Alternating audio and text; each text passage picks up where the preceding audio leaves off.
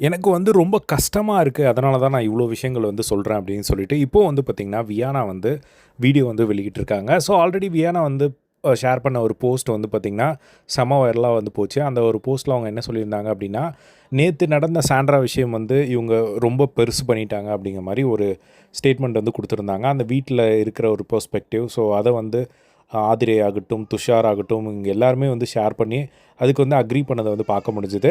So இப்போ கொஞ்ச நேரத்துக்கு முன்னாடி அதில என்ன எல்லாருமே வந்து அவங்கள கேட்டிருப்பாங்க போல, "நீங்க என்ன கமருதீனுக்கும், பார்வதிக்கும் சப்போர்ட் பண்ணுறீங்களா?" அப்படிங்கிற மாரி கொஸ்டின் கேட்டிருப்பாங்க போல. இப்போ அதுக்கு வந்து ஒரு வீடியோ வந்து வெளியிட்டிருக்காங்க. ஸோ அந்த வீடியோல அவங்க என்ன சொல்லியிருக்காங்க அப்படின்னா, "நான் வந்து கமருதீனுக்கும், பார்வதிக்கும் வந்து சப்போர்ட் பண்ணல. எனக்கு வந்து ஒரு விஷயம் வந்து கஷ்டமா இருக்கு. சாண்ட்ராக்கு நடந்தது. ஸோ இந்த மாரி வந்து பேசக்கூடாது அப்படின்னு சொல்லி, முன்னையே வந்து இந்த சீசன்ல எல்லாருமே வந்து ஸ்ட்ராங்கா இத பண்ணக்கூடாது அப்படின்னு சொல்லி ஸ்டாப் பண்ணியிருக்கணும். அப்படி ஸ்டாப் பண்ணியிருந்தா இப்போ வந்து கமருதீனுக்கும், பார்வதிக்கும் இவ்ளோ தைரியம் வந்து வந்திருக்கவே வந்திருக்காது.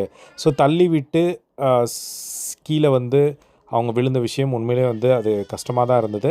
ஆனா இது வந்து ஒரு நார்மலைஸ் பண்ணிட்டாங்க ஒரு சில விஷயங்கள். இதில வந்து எல்லாருக்குமே ஒரு முக்கியமான ஒரு பொறுப்பு உண்டு. நான் என்ன உட்பட நான் வந்து சொல்லிட்டு இருக்கேன்.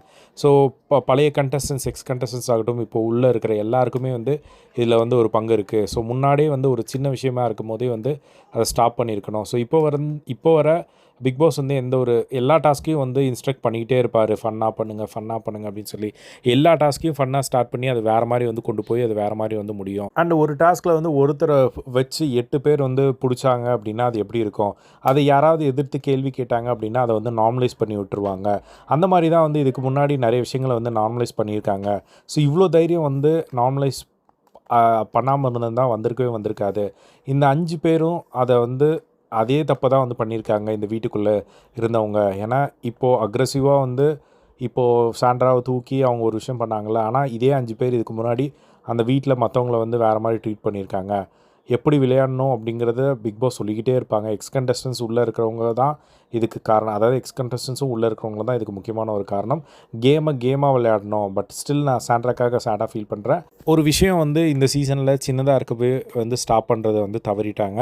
அதனால எல்லாத்தையும் வந்து இவங்க நார்மலைஸ் பண்ணிட்டு, இப்போ இந்த சிச்சுவேஷன்ல அவங்க பேசி, இந்த ஒரு விஷயம் வந்து அவங்களுக்கு பேசுற அளவுக்கு தைரியம் வந்து இந்த அளவுக்கு வந்து கொண்டு வந்து நின்றுருக்கு. ஸோ இதெல்லாம் சின்ன விஷயமா இருக்கும்போது நம்ம ஸ்டாப் பண்ணியிருக்கணும் அப்படிங்கிற மாரி திரும்ப திரும்ப அந்த ஒரு பாயிண்ட் வந்து சொல்லியிருந்தாங்க. ஸோ இத பத்தி உங்களோட ஒப்பீனியன் காமெண்ட் பாக்ஸ்ல ஷேர் பண்ணுங்க.